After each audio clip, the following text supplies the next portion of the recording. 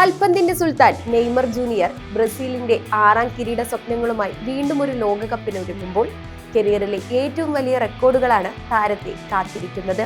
നിലവിൽ 8 ലോകകപ്പ് ഗോളുകളുള്ള നെയ്മർക്ക് ഇത്തവണ 5 ഗോളുകൾ കൂടി നേടാനായാൽ 12 ഗോളുകളുള്ള ലെജൻഡ് പെലെയെ മറികടന്ന് ബ്രസീലിന്റെ ലോകകപ്പ് ഗോൾ വേട്ടക്കാരിൽ രണ്ടാമതെത്താം.